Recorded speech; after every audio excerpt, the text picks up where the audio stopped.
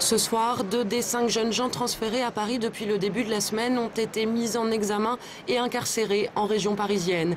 Nicolas Battini et Stéphane Tomasini. Plusieurs faits sont retenus, dont l'attentat commis contre la sous-préfecture de Corté en avril 2012. Hier, peu avant 9 h, la manifestation de soutien à leur égard dégénérait autour du commissariat de Bastia. Une bonne partie de la soirée, environ 80 manifestants se sont opposés aux forces de l'ordre dans le centre-ville et jusqu'à la place du marché. Parmi les dégâts, la vitrine de 7 banques sera en partie détruite.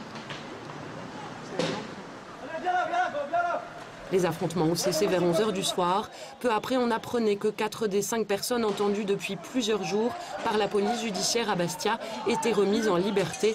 La 5e l'a été dans la journée.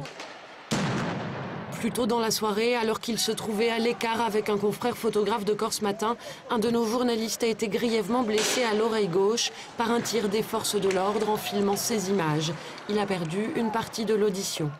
On était loin d'eux, on était dans la lumière, on avait notre matériel, on n'était pas excités, on était seuls, on était 3, il y avait une autre personne avec nous, tout simplement. Voilà.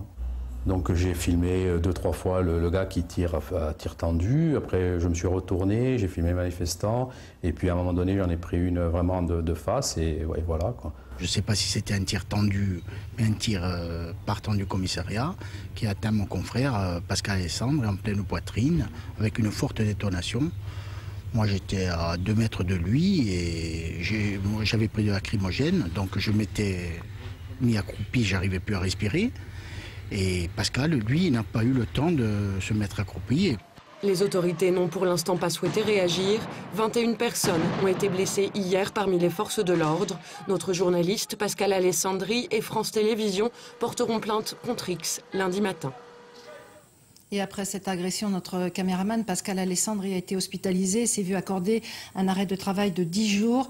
La rédaction en chef et l'ensemble des syndicats de France 3 Corse via Stella lui apportent leur soutien. Jean-Vitus Albertini, bonsoir, vous nous avez rejoint. Alors on peut dire que cette agression est d'autant plus scandaleuse qu'elle a été volontaire. Alors un journaliste blessé dans l'exercice de son métier parce qu'il prend des risques sur le terrain, c'est compréhensible. Un journaliste pris pour cible délibérément par les forces de l'ordre qui le blesse sérieusement, c'est inadmissible et c'est ce qui est arrivé hier soir à Bastia à notre confrère Pascal Alessandri. Alors on peut tout comprendre, la tension au sein des forces de police et de gendarmerie qui sont harcelées par les manifestants, les blessés nombreux dans leur rang, les difficultés inhérentes à l'exercice du maintien de l'ordre. Mais cela ne justifie en rien leur attitude. Nous n'admettrons jamais qu'un journaliste identifié comme tel, avec sa caméra sur l'épaule, excentré du lieu des affrontements, soit ciblé volontairement. Nous ne sommes plus là dans du maintien de l'ordre, mais dans la volonté délibérée d'intimider et d'empêcher l'exercice de notre profession. Nous ne l'accepterons pas et France Télévisions portera plainte aux côtés de Pascal Alessandri dès lundi. Si le regain de violence et les mécanismes qui se remettent en place progressivement en Corse n'augurent rien de bon pour la suite, la presse n'en est en rien responsable. À 2 jours d'une nouvelle visite de Manuel Valls, qui, notons-le, n'a pas eu un mot dans son communiqué pour notre confrère blessé, il serait bon que chacun s'en souvienne et revienne à plus de sérénité.